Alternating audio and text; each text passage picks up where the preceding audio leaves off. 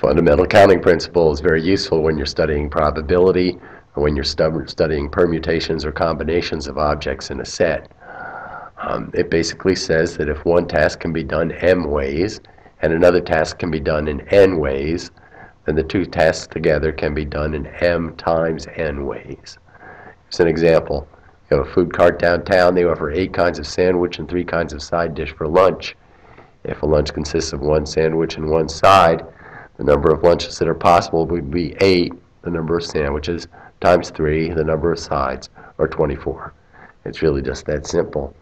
If the food cart offers 9 kinds of sandwich, 4 kinds of sides, and 6 kinds of drink, the number of lunches would be 9, the number of sandwiches, times 4, the number of sides, times 6, the number of drinks, or 216.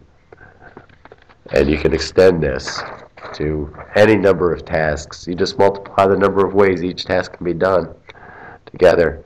Here's George. He has 25 suits, 18 shirts, 36 ties, and 14 pairs of shoes.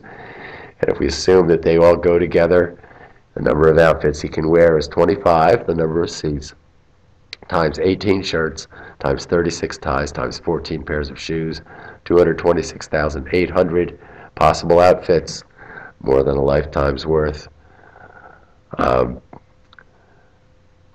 If a small state wants to set up license plates, it'd be very interested in this counting principle.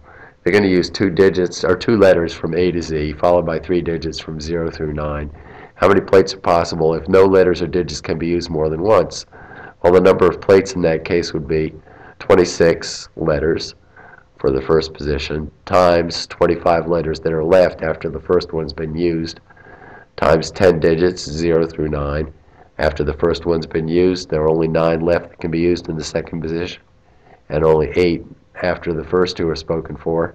For the third position, 468,000 is the number of plates that are possible. This would have to be a very small state. If you allow digits to be used more than once, but letters can't be used more than once, the number of plates would be 26 times 25.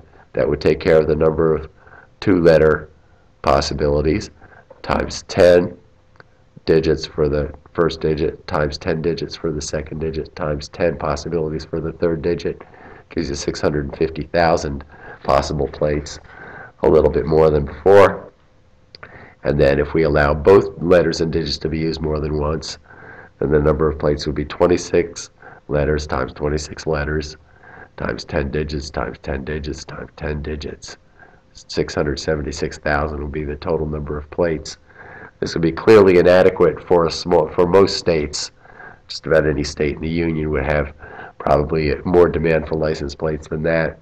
And typically what happens is the states add a 4th digit first, and then they get to the point where they have to add a 3rd letter, and perhaps 3 letters and 4 digits make up a lot of possible plates, and that suits most states like North Carolina for the time being.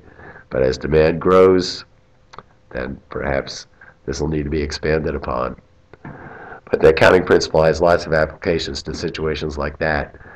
To telephone numbers, for instance, how many numbers can you have in an area code, that sort of thing. And companies that provide things like phone service or states that provide license plates have to be aware of how their scheme for issuing these numbers is going to work as we go into the future.